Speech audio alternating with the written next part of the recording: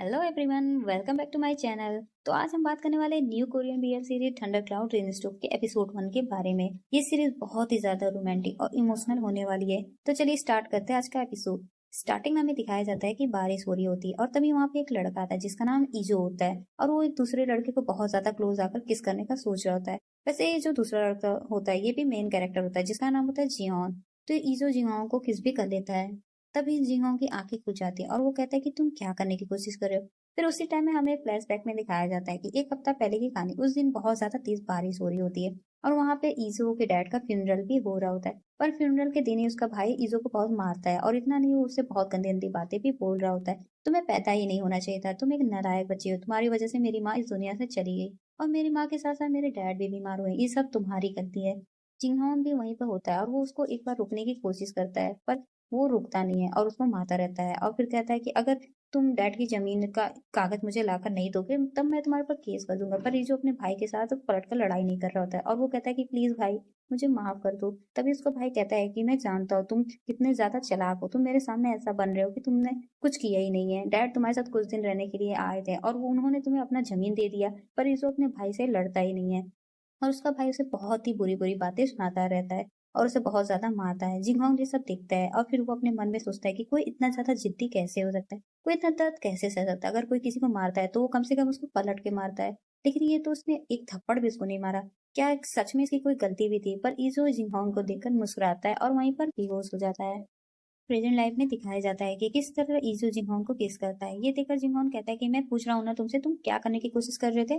तो ईजू रुक जाता है और कहता है कि मुझे माफ कर देना। और तभी जिंगहोन सोचता है और कहता है कि सच बताओ, तुम सच में बहुत ज्यादा बुरे इंसान हो। मैंने तुम्हें घर पर रहने के लिए अपना घर दिया है पर तुम मेरे साथ ये सब कर रहे हो। तो ईजो कहता है कि मुझे प्लीज माफ कर दो। पर जिंगहोन ईजो का हाथ पकड़ लेता है और कहता है कि तुम यहाँ से अभी कभी निकल जाओ। ये कहकर जिंगहोन वहां से जाने लगता है, लेकिन फिर वो रुकता है और कहता है कि जब मैं कल सुबह उठूंगा तो मैं तुम्हारा फेस नहीं देखना चाहता हूँ। तो ईजो बहुत ज्यादा रोता है पर वो कुछ नहीं बोलता। और दूसरी तरफ दिखाया जाता है कि जब ये जिहान उठता है तो वो उठते ही देखने जाता है कि ईजो कहाँ गया है। तो जैसे वो ईजो के रूम में जाता है पर वहां पे ईजो होता है। ये देखकर जिंगहोन कहता है कि तुम अभी तक नहीं गए, कोई इतना ज्यादा बदतमीज कैसे हो सकता है। पर जब वो उसके पास जाता है तो वो देखता है कि ईजो को पेट में बहुत ज्यादा दर्द हो रहा होता है। ये देखकर जिंगहोन कहता है कि ईजो तुम्हें क्या हुआ है।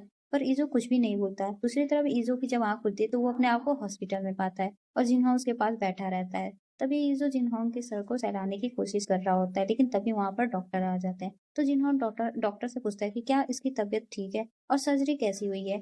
तो सर्जरी का नाम सुनते ही ईजो कहता है कि क्या सर्जरी, किसकी सर्जरी हुई है। और तभी डॉक्टर बोलते हैं कि पता है तुम्हें बहुत ज्यादा पेट में दर्द हो रहा था और तुम्हें गॉल ब्लैडर में स्टोन है और हाँ, अपने घाव का तुम ध्यान रखो।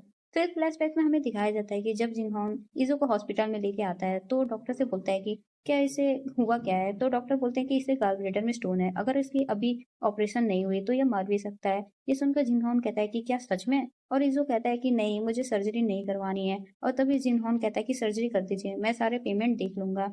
दूसरी तरफ प्रेजेंट लाइफ में दिखाया जाता है कि ईजो जिन्होन से बोलता है कि ऑपरेशन की फीस किसने दी है। तो जिन्होन कहता है कि इसकी चिंता तुम मत करो, मैंने फीस भर दी है। ये सुनकर ईजो कहता है कि वो तो बहुत ज्यादा थी ना।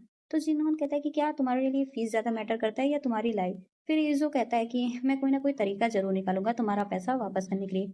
फिर तभी जिन्होन कहता है कि तुम किस तरह पैसा वापस करोगे, तुम्हारे पास ना तो जॉब है ना ही तुम कोई काम करते हो। और तभी जो चुप हो जाता है। फिर जिन्होन कहता है कि अगर तुम्हें मेरे पैसे वापस करने हैं तो तुम्हें अपनी बॉडी से करना होगा।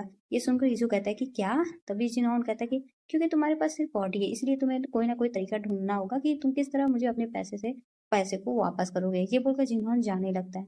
तो फिर इसके बाद ईजू कहता है कि जिन्होन तुम कहाँ जा रहे हो और क्या तुम कल वापस नहीं आओगे, और हाँ, कल के लिए मुझे माफ कर देना। तो जिन्होन कहता है कि मैं ऐसा दिखाऊंगा कि हम दोनों के बीच में कल कुछ हुआ ही नहीं था, तो तुम प्लीज मुझे उस दिन की याद मत दिलाओ और हाँ, मैं तुमसे आज के बाद मिलने के लिए नहीं आऊंगा।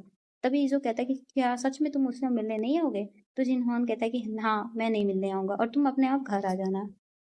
दूसरी तरफ ईजो सर्जरी के बाद घर आता है तो वो देखता है कि जिनोन खाना खा रहा होता है और तभी जिनोन कहता है कि ओ तुम यहाँ पे आ गए हो। और तभी ईजो कहता है कि तुम मुझसे मिलने क्यों नहीं आए थे। तो जिनोन कहता है कि मैंने तुम्हें खाना खाने के लिए खाना दिया, रहने के लिए घर दिया और तुम्हारे हॉस्पिटल की फीस भी भर दी, और तुम मुझसे क्या चाहते हो ईजो।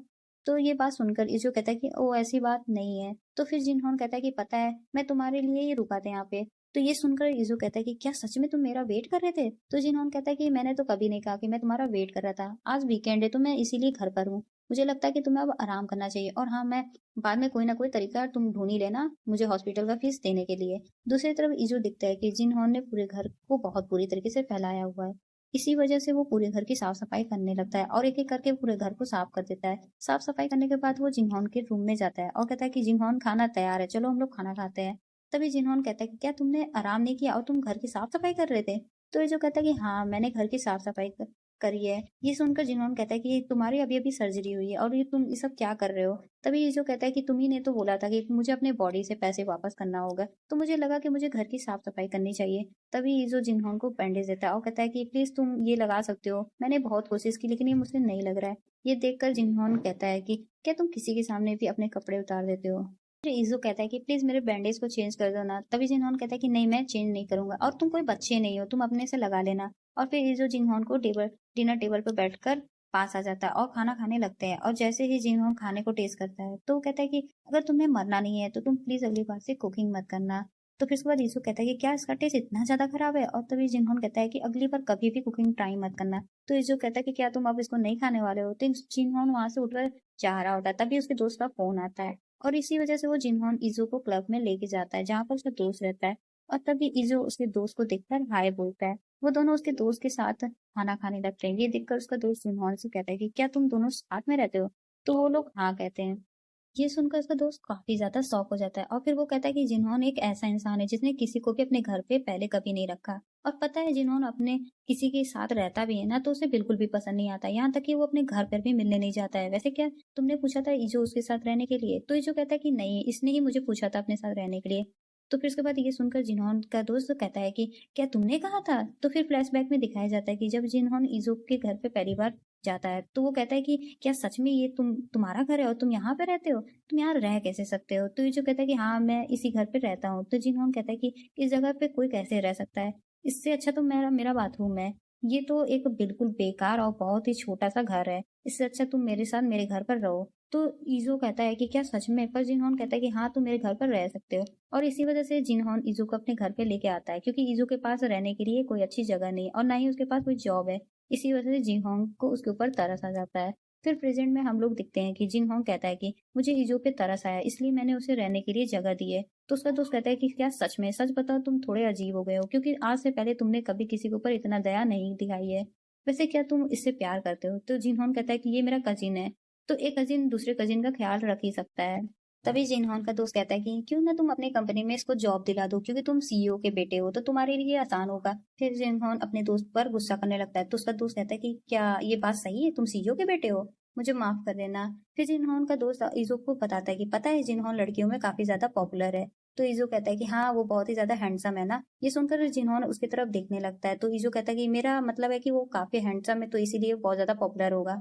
तभी जिन्होंने अपने दोस्त से कहता है कि चलो हम लोग स्मोकिंग करने के लिए बाहर चलते हैं। फिर जिन्होंने अपने दोस्त के साथ बाहर आता है तो उसका दोस्त कहता है कि तुम्हारा कजिन काफी ज्यादा क्यूट है, मुझे लगता है कि मैं उसके प्यार में पड़ गया हूँ। ये सुनकर जिन्होंने कहता है कि तुम्हें ऐसा क्यों लगता है? तो उसका दोस्त कहता है कि पता है, आजकल की यंग जनरेशन काफी ज्यादा अलग है, पर मुझे उसे देखकर लगता है कि वो बहुत ज्यादा प्योर और इनोसेंट है, इसलिए मुझे उससे पहली नजर में ही प्यार हो गया है। क्या मैं उसे अपने घर ले जा सकता हूँ? तो जिन्होंने कहता है कि अगर तुम्हें वो इतना ही अच्छा लग रहा है तो तुम उसे अपने साथ ले जा सकते हो। दूसरी तरफ जिन्होंने ईजो को देखता रहता है, ईजो कैसे चुपके चुपके से तेल वाला खाना खा रहा होता है। तभी जिन्होंने कहता है कि मुझे लगता है कि हम लोग को अब घर चलना चाहिए। और बहुत देर हो जाने के बाद जिन्होंने काफी ज्यादा ड्रंक हो जाता है तो ईजो कहता है कि जिन्होंने उठो ना, हम लोग को घर भी जाना है। और तभी जिन्होंने का दोस्त कहता है कि ईजो, मुझे लगता है कि तुम्हें इसका ख्याल रखना चाहिए, तो प्लीज तुम इसको अपने घर लेके चले जाओ। तो वो दोनों लोग रास्ते में होते हैं। जिन्होंने काफी ज्यादा ड्रंक रहता है तो वो अपने होश में भी नहीं होता है। ईजो कहता है कि जिंग, प्लीज आराम से चलो ना, तुम्हें नहीं लगता कि मैं बीमार हूँ? पर जिन्होंने ईजो के काफी ज्यादा क्लोज आ जाता है और उसको देखने लगता है। फिर उसके बाद ईजो फाइनली जिन्होन को घर पे ले आता है और उसको सोफा पर लेटा देता है। जिन्होन को जैसे ही होश आता है तो वो तुरंत उठते ही ईजो के पास बैंडेज लेकर आता है और उससे कहता है कि तुम अपने कपड़े को थोड़ा उठाओ। फिर ईजो कहता है कि तुम क्या कर रहे हो? तो जिन्होन ईजो को बैंडेज चेंज करता है और उसके काफी क्लोज से देख रहा होता है। और जब जिन्होन ईजो को बैंडेज चेंज करता रहता है तो वो दोनों को कुछ ना कुछ हो रहा होता है और लोग की धड़कनें भी तेज हो जाती हैं। तभी जिन्होंने ईजो से कहता है कि आराम से रहना। फिर ईजो कहता है कि जिन, तुम क्या कर रहे हो? तुम बहुत ही ज्यादा ड्रंक हो। लेकिन जिन्होंने ईजो का हाथ पकड़ लेता है और कहता है कि मैंने कहा ना, तुम चुप रहो। और फिर जिन्होंने ईजो को किस करता है। और तभी ईजो कहता है कि मुझे लगता है कि तुम बहुत ज्यादा ड्रंक हो, तो प्लीज अपने आप को संभालो। पर जिन्होन रुकता नहीं है और ईजो को किस ही कर रहा होता है। और फिर उसके बाद ईजो भी जिन्होन को किस कर लेता है और यहीं पर हमारा एपिसोड का एंड हो जाता है। Thanks for watching guys, subscribe कर देना और अगला एपिसोड जल्द आएगा। Bye bye.